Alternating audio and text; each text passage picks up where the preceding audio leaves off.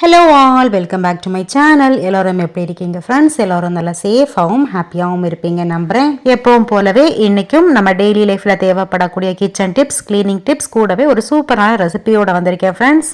இந்த வீடியோ உங்களுக்கு ரொம்ப யூஸ்ஃபுல்லாக இருக்கும். அதனால் வீடியோவை ஸ்கிப் பண்ணாமல் முழுமையாக பாருங்கள் ஃப்ரெண்ட்ஸ். பார்த்துட்டு உங்களுக்கு வீடியோ பிடிச்சிருந்தா மட்டும் உங்கள் ஃப்ரெண்ட்ஸ் அண்ட் ஃபேமிலியோட ஷேர் பண்ணிக்கோங்க. நியூவாக பார்க்குற ஃப்ரெண்ட்ஸ் நம்ம சேனலுக்கு சப்போர்ட் பண்ணி சப்ஸ்கிரைப் பண்ணிக்கோங்க. இது வரைக்கும் நம்ம சேனலுக்கு சப்போர்ட் பண்ணிட்டு இருக்க எல்லா ஃப்ரெண்ட்ஸுக்குமே ரொம்ப தேங்க்ஸ் சொல்லிக்கிறேன். இப்போ வாங்க வீடியோக்குள்ளே போகலாம்.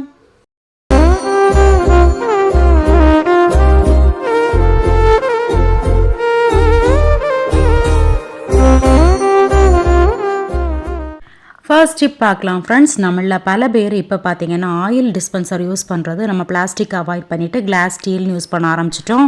கிளாஸ் ஆயில் டிஸ்பென்சரை பொறுத்த வரைக்கும் பார்க்குறதுக்கு நல்ல லுக்காக இருக்கும். ஆனால் நம்ம யூஸ் பண்ணுறது நல்லா பார்த்து கேர்ஃபுல்லாக தான் யூஸ் பண்ணணும். இல்லாட்டி கை ஸ்லிப் ஆகி சீக்கிரமாகவே கீழே விழுந்து உடஞ்சிடும்.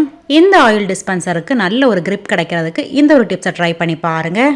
நம்ம வீட்டில் பசங்களுக்கெல்லாம் யூஸ் பண்ணக்கூடிய சாக்ஸ் இருந்துச்சுன்னா எடுத்துக்கோங்க. இதை இந்த மாதிரி ஆயில் டிஸ்பென்சரில் போட்டு விட்டுருங்க. இந்த மாதிரி நீங்கள் போட்டு விட்டீங்கன்னா பார்க்குறதுக்கும் அழகாக இருக்கும். நல்ல ஒரு கிரிப்பு கிடைக்கிறது மட்டும் இல்லாமல் நம்ம ஆயில் ஊற்றும் போது கூட கீழே சிந்தாது. ஆயில் ஏதாவது கீழே வடிகிற மாதிரி இருந்துச்சுன்னா அது ஃபுல்லாக பார்த்தீங்கன்னா அந்த சாக்ஸ் அப்சர்வ் பண்ணிக்கும். கீழே எதுவுமே மெஸ்ஸி ஆகாது. பாருங்கள், இந்த மாதிரி எல்லா பாட்டிலையும் நம்ம போட்டு வச்சிட்டோன்னா பார்க்குறதுக்கும் ரொம்ப அழகாக இருக்கும். இந்த டிப்ஸை நீங்கள் ட்ரை பண்ணி பாருங்கள். இனி ஆயில் பாட்டில்லாம் கீழே விழுந்து உடஞ்சிருன்ற பயம் இருக்கவே இருக்காது. மந்த்லி ஒன்ஸ் இந்த சாக்ஸை மாற்றிட்டு வேற ஒரு சாக்ஸ் போட்டு நீட்டாக அந்த மாதிரி கவர் பண்ணி வைங்க. நம்ம நான்வெஜ் எல்லாம் ஸ்டோர் பண்ணும்போது ஃப்ரிட்ஜில் ஃப்ரீசரில் தான் ஸ்டோர் பண்ணுவோம். நம்ம அடுத்த நாள் சமைக்க எடுக்கும்போது சிக்கன்லாம் ரொம்ப சில்லுன்னு இருக்கும். ஒரு பீசஸும் விட்டு வரதுக்கே ரொம்ப நேரம் எடுக்கும். நான் சொல்கிற இந்த ஒரு சின்ன டிப்ஸை மட்டும் ட்ரை பண்ணி பாருங்கள். இந்த மாதிரி சிக்கன் எடுத்ததுமே பார்த்தீங்கன்னா ஒரு பெரிய பாத்திரத்தில் தண்ணி வச்சுருக்கீங்க. சில் தண்ணியாக வச்சுக்கோங்க. சிக்கன் மூழ்கிற அளவுக்கு தண்ணி ஊற்றி வச்சுட்டு அந்த சிக்கன் மேலே பார்த்தீங்கன்னா 1 அல்லது 2 டீஸ்பூன் அளவுக்கு உப்பு சேர்த்துக்கிறீங்க.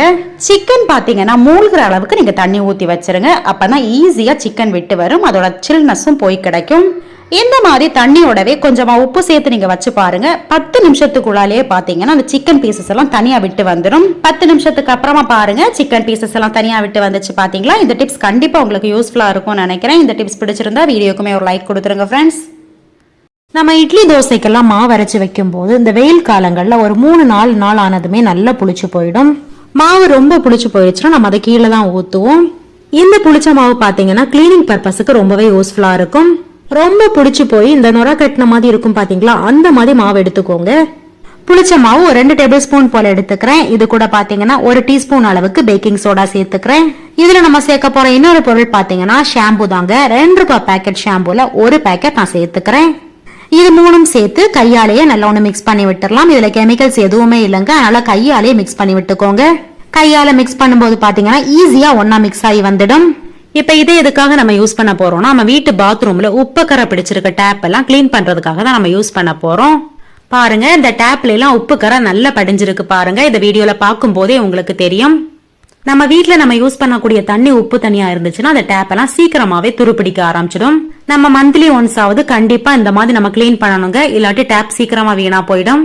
நாம ரெடி பண்ணி வச்சிருக்க இந்த புளிச்ச மாவோட இந்த பேஸ்ட்டை வச்சு இந்த பைப் ஃபுல்லா நல்லா ஒன்று தேய்ச்சி விட்டுறலாம். நம்ம கடைகள்ல இருந்து அதிக காசு கொடுத்து ஹார்பிக் எல்லாம் வாங்கி நம்ம யூஸ் பண்ணும்போது நம்ம கைக்கெல்லாம் பலவித அலர்ஜி பிரச்சனைகள் வரும்.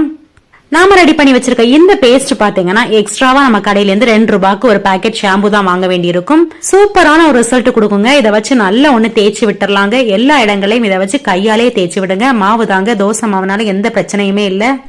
இந்த பைப் பாத்தீங்கன்னா நான் அடிக்கடி தேய்க்கிறதுனால இந்த டேப்ல துரு எதுவுமே பிடிக்கல. நீங்க துரு பிடிச்சு போயிருந்துச்சுன்னா ஸ்க்ரப்பர் யூஸ் பண்ணி தேய்ச்சிக்கோங்க.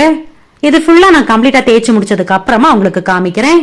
இதை வச்சு அப்படியே நான் வாஷ் பேசின் அதோட பைப்பையுமே நல்லா ஒன்று தேய்ச்சி விட்டுறேன். வாஷ் பேசினுமே சூப்பராக கிளீன் ஆகி வந்துடுங்க.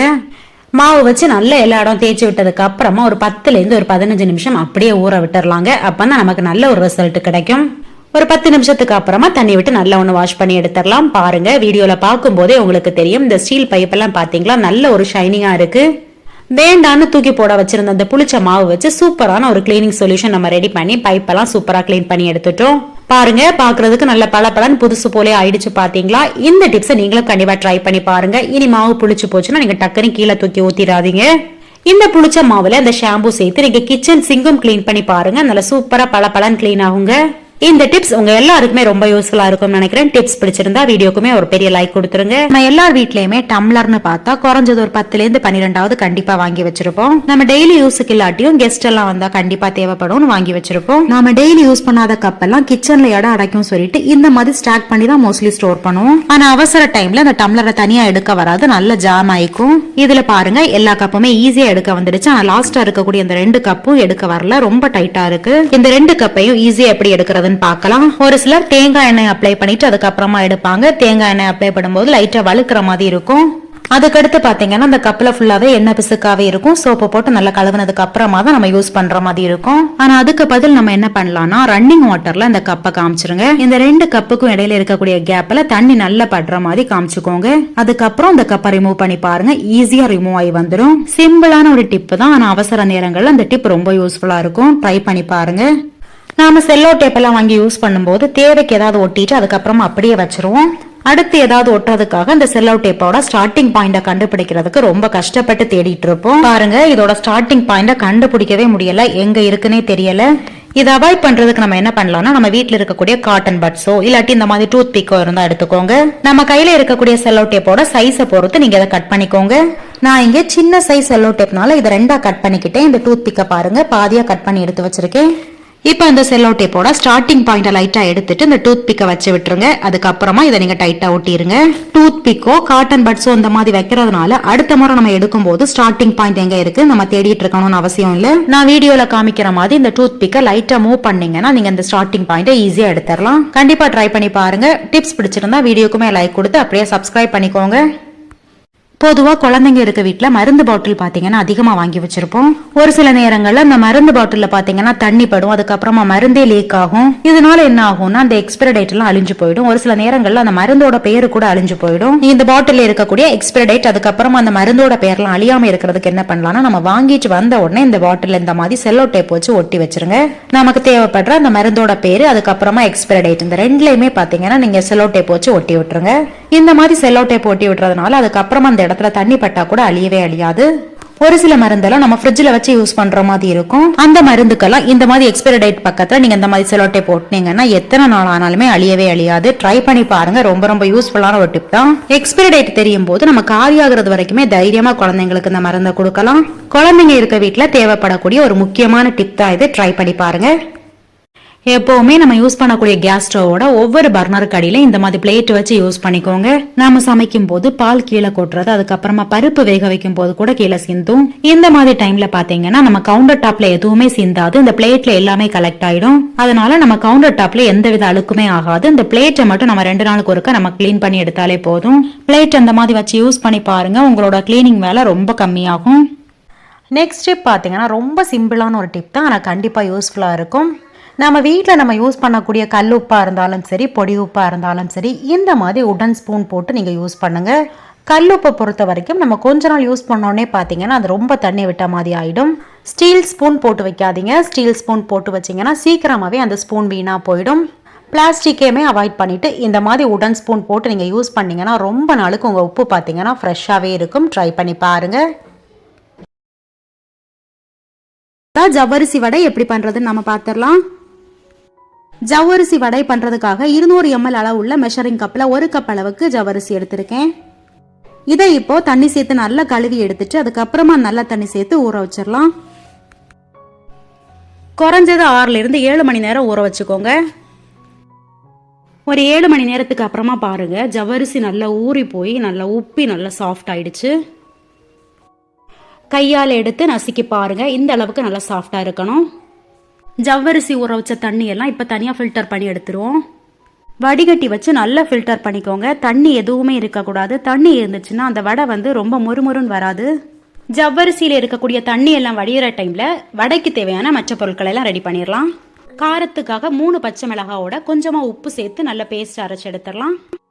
1/2 கப் அளவுக்கு வறுத்த வேர்க்கடலையை தோல் நீக்கிட்டு இப்போ மிக்சர் ஜாரில் சேர்த்து நல்லா பொடிச்சு எடுத்துடலாம். வடைக்கான மாவு பசையறதுக்காக ஒரு பவுல்ல வடிச்சு வச்சிருக்க ஜவ்வரிசியை சேர்த்துருவோம்.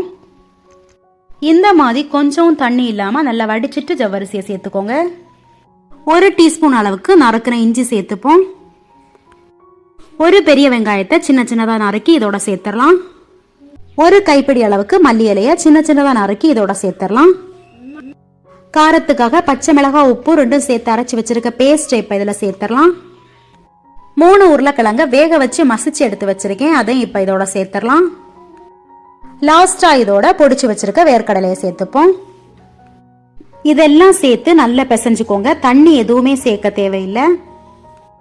கையால் நல்லா மசிச்சு மிக்ஸ் பண்ணி விட்டுக்கோங்க. பச்சை மிளகாவை நறுக்கி சேர்க்கறதா இருந்தால் பொடி பொடியாக நறுக்கி சேர்த்துக்கோங்க. நான் குழந்தைங்களுக்கு கொடுக்கறதுனால இந்த மாதிரி பேஸ்ட் அரைச்சி சேர்த்துருக்கேன். ஏற்கனவே பச்சை மிளகாவோட உப்பு சேர்த்து தான் அரைச்சிருந்தோம். உப்பு கொஞ்சம் கம்மியாக இருக்கனால இந்த டைமில் கொஞ்சம் சேர்த்து மறுபடியும் மிக்ஸ் பண்ணிக்கிறேன்.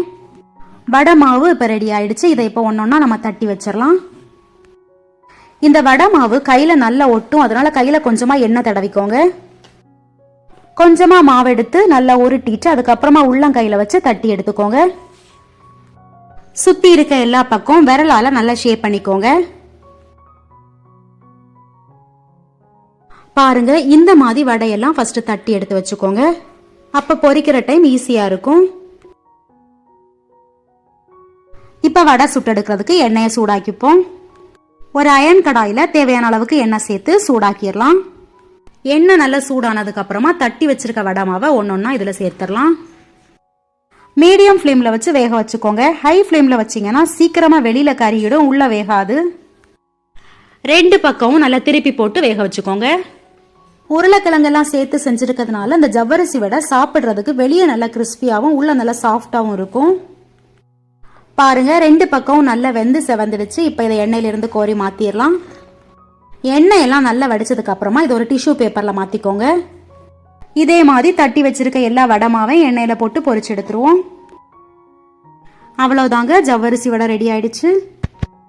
இந்த வடை சாப்பிட்றதுக்கு ரொம்ப டிஃப்ரெண்டான டேஸ்ட்ல இருக்கும். இது கிட்ஸோட ஈவினிங் ஸ்நாக்ஸுக்கு கண்டிப்பாக ட்ரை பண்ணி பாருங்க. ரொம்ப என்ஜாய் பண்ணி சாப்பிடுவாங்க.